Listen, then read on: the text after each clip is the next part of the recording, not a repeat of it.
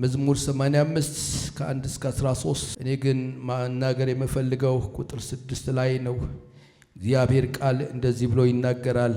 አቤቱ ትመለሳለህ ታድነንማለህ፣ ሕዝብህ በአንተም ደስ ይላቸዋል ይላል። ክብር ለኢየሱስ ይሁን። የመልእክቴ ርዕስ አድሰን በሚል ነው መናገር የምፈልገው። እግዚአብሔር ያድሰን። ያላረጃችሁ እንግዲህ እናንተ አሜን አትበሉ፣ ግን እግዚአብሔር ያድሰን።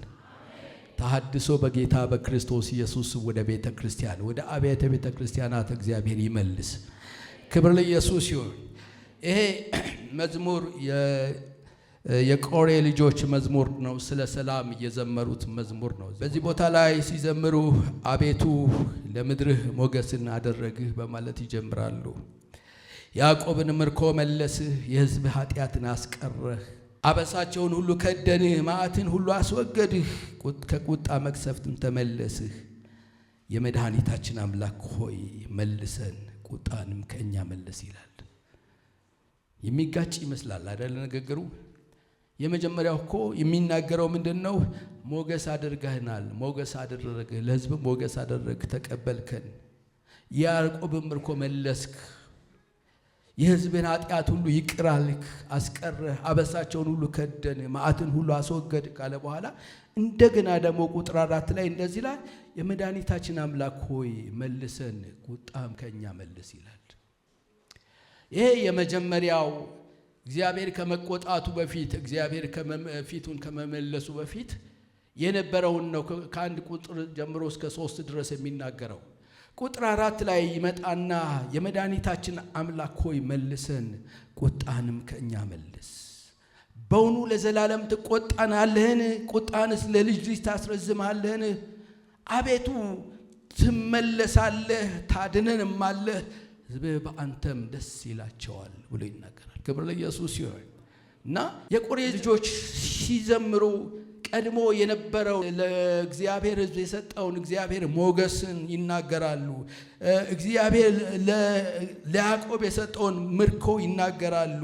እግዚአብሔር ኃጢአታቸውን ይቅር እንዳላቸው፣ አበሳቸውን ሁሉ ከእነርሱ እንዳስወገደ ይናገራሉ።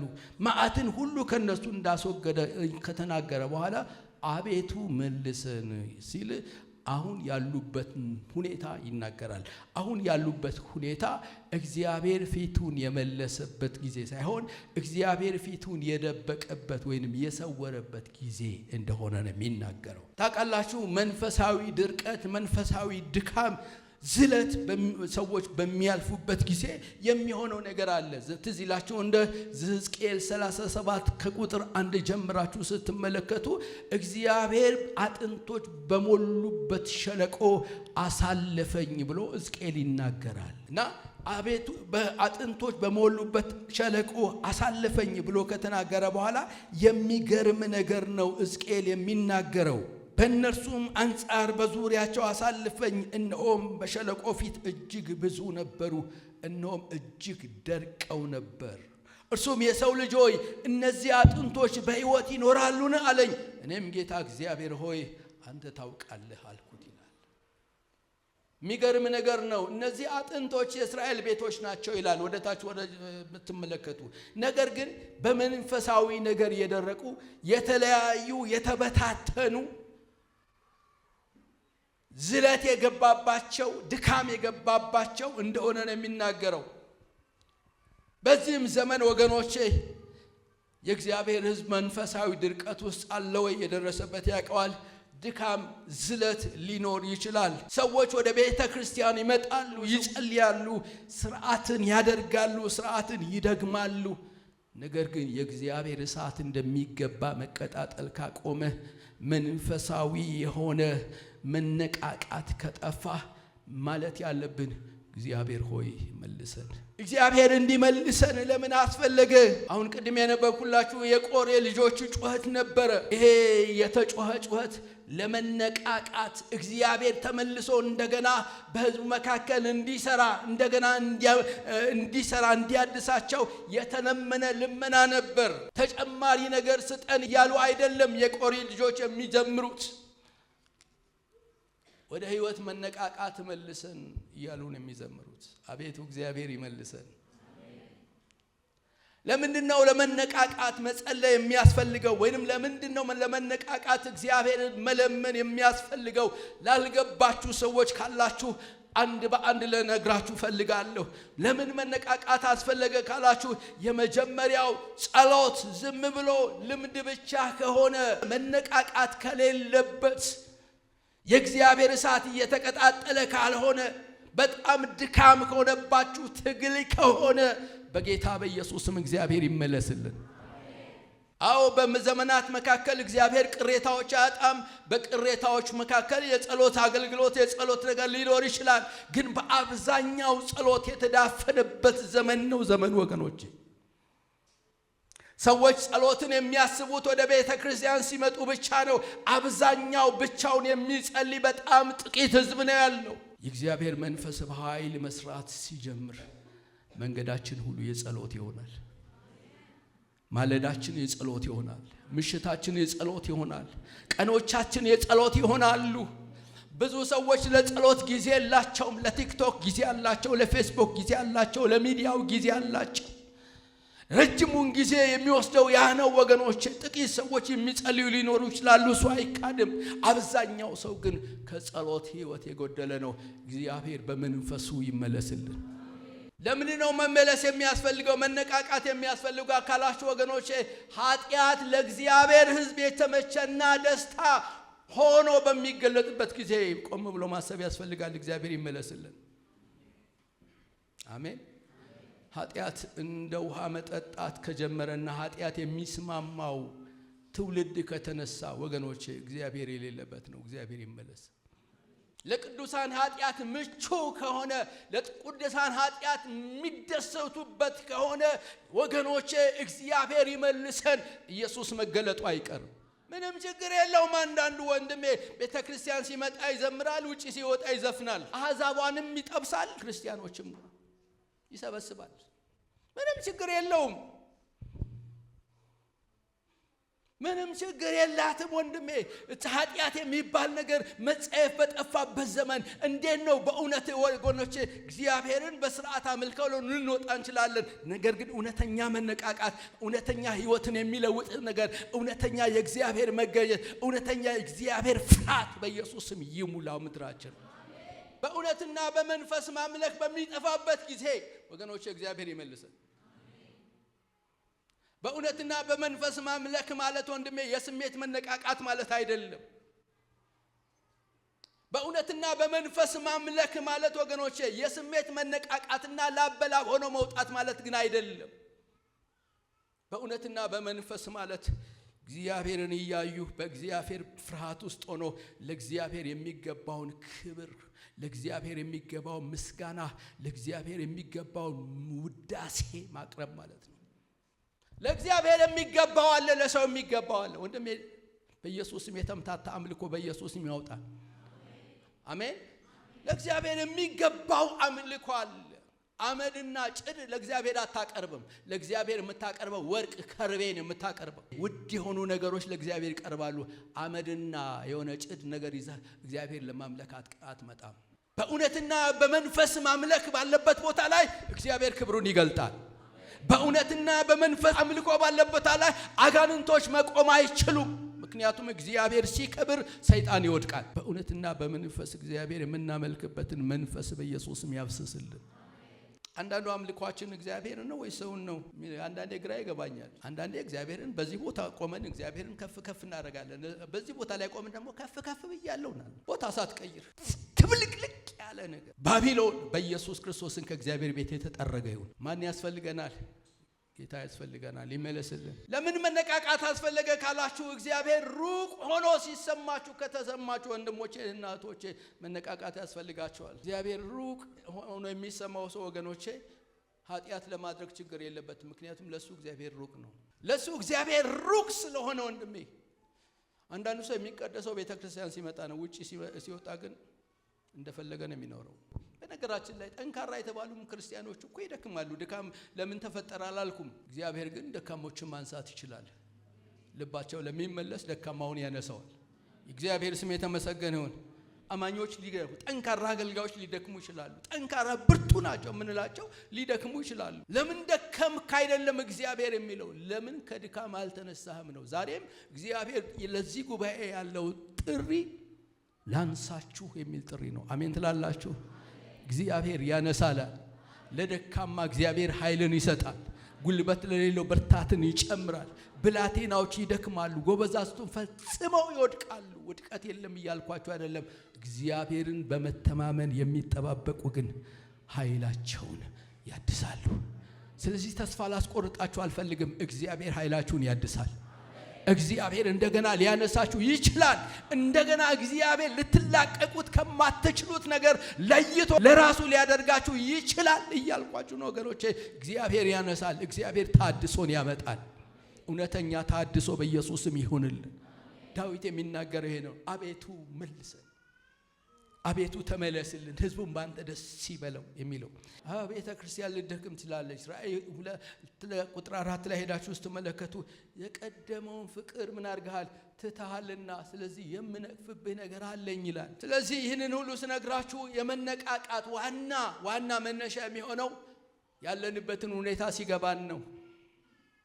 እምን ቦታ ላይ ነው የቆመነው ብለን ስናስብ መነቃቃትን እንጀምራለን። አሜን ትላላችሁ? የሁሉ የቅዝቃዜ ምክንያት የሁሉ የሆነበት ምክንያት ቅድም አንስቼ ስነግራችሁ የነበረው ነገር ሁሉ ያለንበት ቦታ እንድናውቅ ነው እንጂ ልከሳችሁ አይደለም ወገኖቼ። ያለንበት ቦታ እንድናቅ ነው መንፈስ ቅዱስ የሚናገረን። ያለንበት ቦታ ካወቅን ለመነቃቃት የመጀመሪያው ደረጃ ነው። የእግዚአብሔር ስም የተመሰገነ ይሁን። መነቃቃት ከእግዚአብሔር ብቻ ነው የሚመጣው። ምንድነው የሚለው? ትመለሳለህ ይላል። ክብር ለኢየሱስ ይሁን። ትመለሳለህ። ማን? እግዚአብሔር ይመለሳል። ወገኖቼ ሰው ሐውልት የሚሰራለት ከሞተ በኋላ ነው። ዮሴፍ ብትሄዱ፣ እዚህ መካነ መቃብር ላይ ብትሄዱ ቆንጆ ሐውልቶች አሉ። ሰውየው በህይወት እያለ ሐውልት አልተሰራለትም። ከሞተ በኋላ ነው ሐውልት የተሰራለት። ሐውልቱ ደግሞ በጣም ቆንጆ ሐውልት ነው። የሞተ ነገር ባለበት ስፍራ ላይ እንደ ሐውልቱ ቆንጆ የሆነ ስርዓት አለ። በስርዓት ውስጥ ግን ፕሮግራሙ ማማር ውስጥ ግን እግዚአብሔር ከሌለ ምን ይጠቅማል? ስለዚህ በፕሮግራም ማማር እግዚአብሔር አይመጣም። በአዳራሽ ማማር እግዚአብሔር አይመጣም። በአነቃቂ ንግግር ባላቸው ሰዎች መነቃቃት የለም። ስሜቶቻችን ሲሟሟቁ መነቃቃት የለም። መነቃቃት የሚመጣው ከእግዚአብሔር ብቻ ነው። ክብር ለኢየሱስ ይሁን። ለዚህ ነው ዮሐንስ 6:63 ላይ እግዚአብሔር ቃል እንደዚህ ይላል፣ ሕይወትን የሚሰጥ መንፈስ ነው፣ ሥጋ ምንም አይጠቅም። ለአምልኳችን ሕይወትን የሚሰጥ መንፈስ ነው። ለሕይወታችን ሕይወትን የሚሰጥ መንፈስ ነው። ለኑሯችን ሕይወትን የሚሰጥ መንፈስ ነው። ለምልልሳችን ሕይወትን የሚሰጥ መንፈስ ነው። በእግዚአብሔር መገኘት ውስጥ እንድንወጣ እንድንገባ የሚያደርገን ሕይወትን የሚሰጥ ምንድነው? መንፈስ ነው። እግዚአብሔር መንፈሱን ይመልስልን። ጌታ ኢየሱስ ያለው ምንድነው? ኃይልን ትቀበላላችሁ አይደል ያለው? ኃይልን ትቀበላላችሁ፣ በይሁዳ በኢየሩሳሌም እስከ ምድር ዳርቻ ድረስ ምስክሮቼ ትሆናላችሁ። ኃይል። ስለዚህ መነቃቃት የሚመጣው ከመንፈስ ቅዱስ ነው ወገኖቼ። ስለዚህ መነቃቃት እንዲመጣ ከፈለግን ሂደት አለው። የመጀመሪያው ንስሐ ይባላል። ንስሐ ማለት ወገኖቼ አቅጣጫ መቀየር ማለት ነው። ንስሐ ማለት ከኃጢአት መመለስ ማለት ነው። ንስሐ ማለት የኃጢአትን መንገድ መተው፣ እግዚአብሔር የማይከብርበትን መንገድ መተው፣ እግዚአብሔር የማይታይበትን መንገድ መተው፣ እግዚአብሔር ወደሚለን መመለስ ማለት ነው ንስሐ። ንስሐ ለመነቃቃት የመጀመሪያው በር ነው። ንስሐ ወደ እግዚአብሔር ከልብ መመለስ ነው። ወደ እግዚአብሔር ከልብ በኢየሱስ መመለስ ይሁንልን። ከምኖርበት ዘመን አሁን ወደ ጌታ የሚሄድበት ዘመን እየቀረበ ነው። ዋሽቻችሁ አልወርድም፣ እውነቱን እነግራችኋለሁ። ንስሐ ያስፈልገናል። ወደ እግዚአብሔር መመለስ ያስፈልገናል። እግዚአብሔር ከሌለበት መንገድ እግዚአብሔር ወዳለበት መንገድ ተመለሱ። ለአንድ ሰው መልእክት ቢሆን አይመለከተኝም። ነገር ግን ንስሐ ያስፈልጋል። ለቤተ ክርስቲያን ንስሐ ያስፈልጋታል። አሜን ትላላችሁ? ለአብያተ ቤተ ክርስቲያን ንስሐ ያስፈልጋል። አንድ ወንድም ክፍለ ሀገር ያገለግላልና ከዛ በኋላ ክፍለ ሀገር ስትሄድ አንተ አያስቸግሩህም እንዴ አልኩት። እነማን ናቸው የሚያስቸግሩት? እዛ የሚተኩሱት አያስቸግሩህም ማለት እንዴ? አብዛኛዎቹ እኮ ጴንጤዎች ናቸው አለኝ።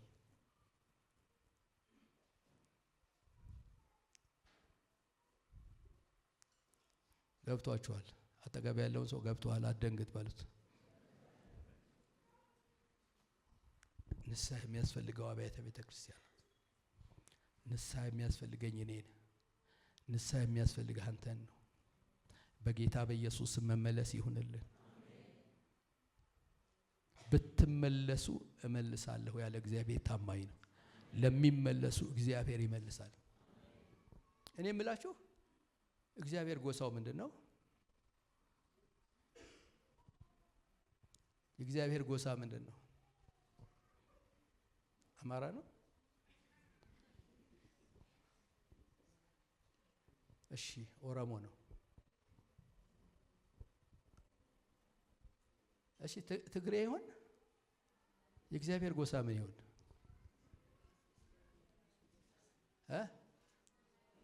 ሰማያዊ ነው። ጎሳ የለውም አይደል? ክብር ለኢየሱስ ይሁን። ጎሳ አለው እንደ እግዚአብሔር? እና ታዲያ የዘር አቀንቃኝ ክርስቲያኖች ከየት አመጣችሁት? ወገናችን ማን ነው የሚለው ጴጥሮስ? የእግዚአብሔር ወገን አይደለም የሚለው? እግዚአብሔር ወገናችሁን እንድትለዩ አይኖቻችሁን ይክፈት። እግዚአብሔር ቃል በአንደኛ ጴጥሮስ ምዕራፍ 2 ቁጥር 9 ላይ ይላል፣ ከጨለማ ወደሚደነቅ ብርሃን የጠራን የእርሱን በጎነት የምንናገር ትውልድ፣ ቅዱስ ካህናት፣ ለርስቱም የተለየ ወገን ናችሁ። አጠገብ ያለው ለርስቱ የተለየ ወገን ነህ። በደንብ አድርገህ ንገረው። አይደብርህ፣ ለርስቱ የተለየ ወገን ነህ በለው አጠገብህ። ክብር ለኢየሱስ ይሁን። ወገኖቼ ልንገራችሁ፣ የውድቀታችን መጨረሻ ክርስቲያን የዘረኝነት አቀንቃኝ ሲሆን፣ ደግሞ በመጨረሻ ላይ ራእይ ላይ ሄዳችሁ ተመልከቱ። አውሬው የሚሰራው በዘረኝነት እንትን ላይ ነው፣ ቁጭ ብሎ የሚሰራው። እግዚአብሔር ይመልሰን። ኧረ በኢየሱስም ይመልሰን። ኧረ በኢየሱስም ይመልሰን።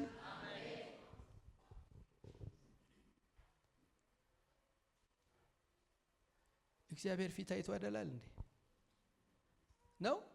አጠገብ ያለውን ሰው እግዚአብሔር ፊት አይቶ ያደላም በለው እስቲ። ታዲያ አንተ ማዳላትን ከየት አመጣኸው? ምክንያቱም የክርስቶስ ባህሪ ተካፋዮች ነን አይደል? እኛ ፊት አይተን እናደላለን፣ ግጥም አድርገን እናደላለን። ቋንቋን የሚናገር ሰው ስታገኝ ፊት ፈከክ ብሎ ነው እያልቻልክ እኮ የምታወራው። ካላገኘህ ቋንቋውን የሚናገረውን ሰው ትፈልግና እሱን ታስተናግደዋለህ። ይሄ በደል አይደል? እግዚአብሔር ይመልሰን። ኧረ እግዚአብሔር ይመልሰን። ያለውን ነው የምነግራችሁ። ከሰማይ አምላክ ከእግዚአብሔር የሰማሁትን ነው የምነግራችሁ። ይህንን ባልነግራችሁ እኔ ባለ ዕዳ ነኝ። እግዚአብሔር ይመልሰን። በዚህ ውስጥ ሆነ መነቃቃትን አታገኝም። በዚህ ውስጥ ሆነ ወንድሜ አትነቃቃም። እግዚአብሔር እውነተኛ መነቃቃት በሚመጣበት ጊዜ የእግዚአብሔር መንፈስ በኃይል በማንኛውም ሰው መስራት ይጀምራል።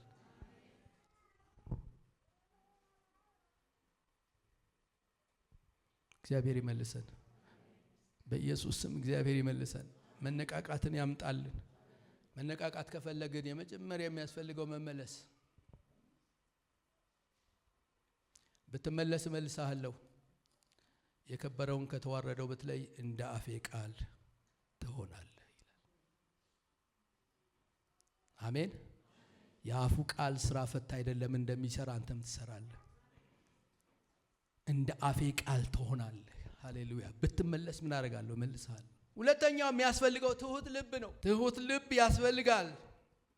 በእግዚአብሔር ፊት ኩራትንና ትዕቢትን መስበር ያስፈልጋል። ኢሳይያስ 66 እግዚአብሔር ቃል እንደዚህ ይላል፣ ሰማይ ዙፋኔ ነው፣ ምድርም የእግሬ መረገጫ ናት። የምትሰሩልኝ ቤት ምን አይነት ነው?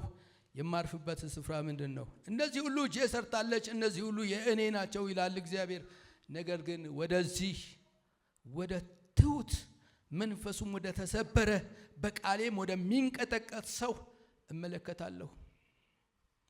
የምመለከተው ፊቴ የሚመለስለት ወደዚህ ወደ ትሑት ሰው ነው አለ ጌታ። መንፈሱም ወደ ተሰበረ በቃሌም ወደሚንቀጠቀጥ ቃሌን ወደሚታዘዝ ለቃሌ ወደሚገዛ ሰው እመለከታለሁ እመለሳለሁ ማለቱ ነው። በኢየሱስ ስም እግዚአብሔር ይመልሰን። ትሑት ልብ እጅግ አስፈላጊ ነገር ነው። እግዚአብሔር ትዕቢተኞችን ይቃወማል፣ ለትሑታን ግን ጸጋን ይሰጣል። ትሑት ልብ እግዚአብሔር ይፈልጋል። ሶስተኛው ጸሎት ያስፈልጋል። ኤርምያስ 33 ነው መሰለኝ፣ ወደ እኔ ጩህ እኔም የማታውቀውንና ኃይለኛን ነገር አሳይሃለሁ። አሜን ትላላችሁ? ይሄ መጣለ ለኤርምያስ በግዞት ቤት አደባባይ ታስሮ ሳለ ነው። እስር ቤት ሆኖ መቼም ይሄ ሰውዬ አልጮህም ማለት አይደለም፣ እየጮኸ ነው። ነገር ግን ጭማሪ ጩኸት ያስፈልጋል።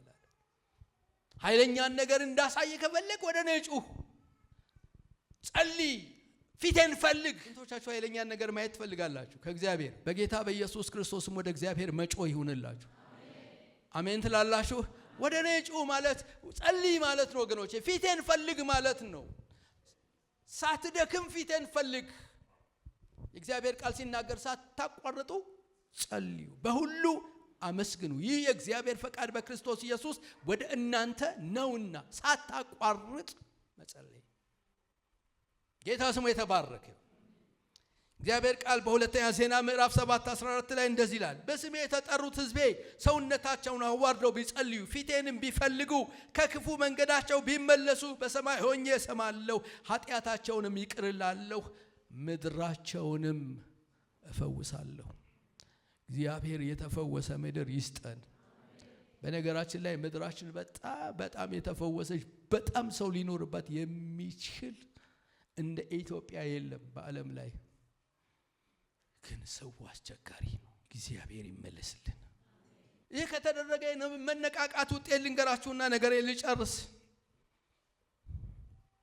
እግዚአብሔር ቃል መነቃቃት በሚሆንበት ጊዜ የእግዚአብሔር ሕዝብ ደስ ይለዋል፣ ሕዝቦችም ደስ ይላቸዋል ይላል። አሜን። አቤቱ ትመለሳለህ፣ ታድነንማለህ፣ ሕዝቡም በአንተ ደስ ይላቸዋል ይላል። እግዚአብሔር ደስታ የኛም ደስታ ነው የሚሆነው። የእግዚአብሔር ደስታ ለኛ ኃይል ይሆነናል።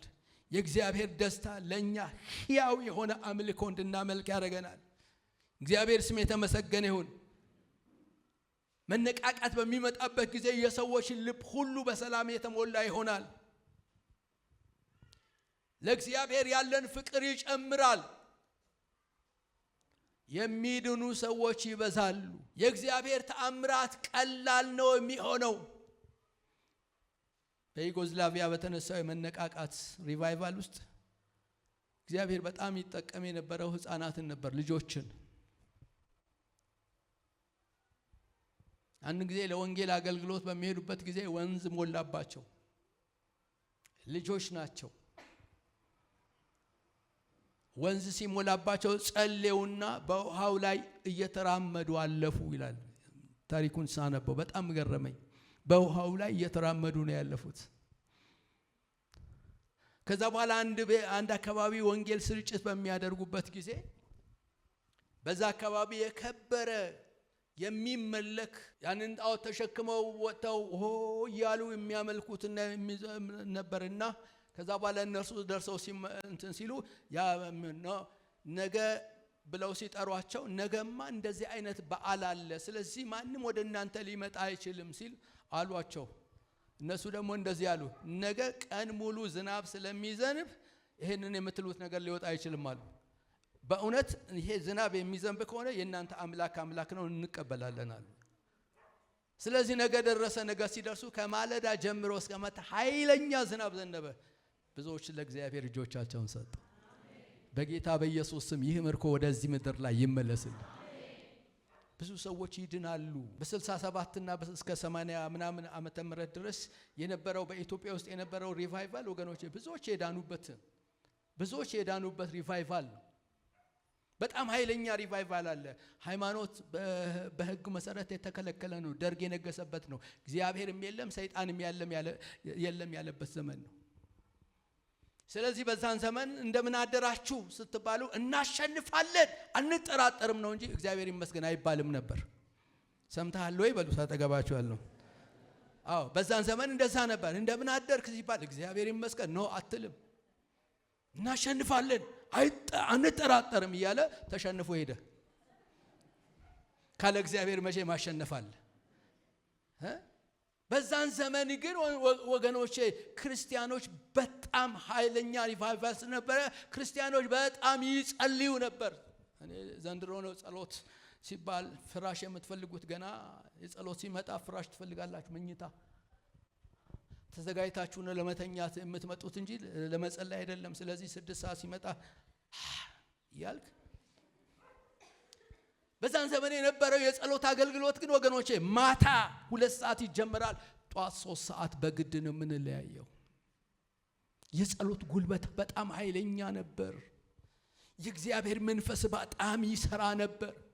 የተወሰነ ሰው ብቻ አልነበረም ትንቢት የሚናገረው። እዚህ ጋር በልሳን ሲናገር እዛ ጋር ተርጓሚ ይነሳና የሰራዊት ጌታ እግዚአብሔር እንዲህ ይልና ልሳን ይተረጉማል። እዚህ ቦታ ላይ የመንፈስ ዲዘርን ያለው ሰው ሲኖር እዛ ደግሞ በተለየ ልሳን ሲናገር ልሳኑ የአጋንንት ከሆነ ያስቆመዋል። አንተ በጣም ልዩ የሆነ የሰው መንፈስ እግዚአብሔርን መንፈስ የሚለይበት ዘመን ነበር። እግዚአብሔር ይህንን ምርኮ በኢየሱስም ይመልስልን። መነቃቃት በሚሆንበት ጊዜ ወንድሜ በተወሰኑ ሰዎች ብቻ አትሄድም። ሁሉም ሰው የተነቃቃ የጌታ መንፈስ የሚሰራበት ይሆናል። አረ በኢየሱስም ይህ መንፈስ ያግኛችሁ። ልዩነት ይሆናል። እዛ ሰፈርና ባንተ ሰፈር ልዩነት ይሆናል። የህይወት ልዩነት ይኖራል። የኑሮ ልዩነት ይኖራል። የምትፈራ ሰው ትሆናለህ። ሳይወዱህ ነገር ግን ይፈሩሃል። አይወዱህም እኮ በክርስቶስ ኢየሱስ ምክንያት፣ ነገር ግን ይፈሩሃል። የሐዋርያት ሥራ ላይ የነበረ ነው ወገኖቼ። ሁላቸውም በአንድ ልብ ነበሩ። ጥሩ ልብ ነበራቸው። በአብረው ይመገቡ ነበር። እግዚአብሔርም በእጆቻቸው ድንቅና ምልክት ያደርግ ነበር። በሕዝብ ሁሉ ፊት ሞገስ ነበራቸው። ማንም የሚተባበራቸው አልነበረም። ይፈሯቸው ነበር ይላል። ያ መንፈስ በኢየሱስም ይምጣልን። ኧረ በጌታ በኢየሱስም ተራ ሆናችሁ ከማለፍ እግዚአብሔር ያድናችሁ። ኧረ በኢየሱስም ተራ ሆነን አናልፍም። እግዚአብሔር ይህን መንፈስ በዚህ ምድር ላይ ይደግመዋል። በኢየሱስ ስም ይደግመዋል። ኧረ በኢየሱስ ስም ይደግመዋል። ኧረ በኢየሱስ ስም ይደገማል። ኧረ በኢየሱስ ስም ኃያላን ይነሳሉ። ኧረ በኢየሱስ ስም ኃያላን ይነሳሉ። ኃያላን ስል በቁጥር 1 2 3 አይደል፣ ሁላችሁም ትነሳላችሁ። የጌታ መንፈስ በሚመጣ ጊዜ ሁሉንም ያስነሳል። በዛን ዘመን እኔ የሚለው አጀንዳ አልነበረም። እናንተ ሰው ሲንበረከክ የሚጸልየው ለትውልድ ነው። ሰው ሲንበረከክ የሚጸልየው ለመንፈስ ቅዱስ ሙላት ነው። ሰው ሲንበረከክ የሚጸልይ አሁን ነው እኔ በኢየሱስ ስም አልቅት መንፈስ የተመታ ይሁን። አሁን ሁሉም ነው በቃ የጸሎት አገልግሎት ተብለ ብትጸልይ ራሱ ስለ ቅባት ነው። ይመጣል፣ ይተነብይልሃል፣ ይመጣል። በኢየሱስ ስም ለትውልድ ጸልይ። አሜን ትላላችሁ? በኢየሱስ ስም ለትውልድ የሚጸልዩ አባቶች እናቶች ይነሱ። በጌታ በኢየሱስ ስም ይነሱ። በጌታ በኢየሱስ ስም ይነሱ። ወንድሞቼ መነቃቃት የሚመጣው የሚጸልዩ ሰዎች ሲነሱ ነው። የሚጸልዩ ሰዎች እግዚአብሔር ያስነሳል። ስለዚህ ደስ እንዲላችሁ ትፈልጋላችሁ? ወርቅ የማይሰጠው ብር የማይሰጠው በምድር ላይ የከበረ ነገር ሁሉ ተሰብስቦ ቢመጣልህ የማታገኘውን ደስታ የምታገኘው በኢየሱስ ነው። እግዚአብሔር ሲመለስልህ ነው። ውስጥህ እረፍ ያለ ይሆናል። እረፍት ያለ ሰው ትሆናል። የጎደለህን ሰዎች ሊነግሩህ ይችላሉ እንጂ አንተ አታውቀውም የጎደለህን ነገር። ብዙ በጎደለ ዘመናት መካከል አልፍ ያለው ረጅም ዘመን አልፍ ያለው ረጅም ዘመን ደሞዝ የሚባል ነገር ሳላገኝ ጌታን አገልግያለሁ። የጎደለኝን አላውቀውም ነበር። በእውነት በሰራዊት ጌታ በእግዚአብሔር ፊት ነው ሰዎች ነበሩ የጎደለኝን የሚነግሩኝ። ምክንያቱም ምንድነው ሲል ጸጋ። ኧረ በኢየሱስ ምርኮን ይመልስልን። አሁን እንኳን ያለንበት ሁኔታ ወንድሜ ካለን ካቀባበላችን እንኳን ያስታውቃል ያለንበት ሁኔታ። አሁን ትጥሳለህ ብለህ አሜን የሚቀመሰው አልነበረም። ትጠረምሳለህ ብለህ አሜን ትላለህ። ያለ መንፈስ ቅዱስ መጣስ ነው። መጣስ ሲላላና መጣስ ሲጠብቅ ይለያያል። እግዚአብሔር ምርኳችንን ይመልስ። መጨረሻ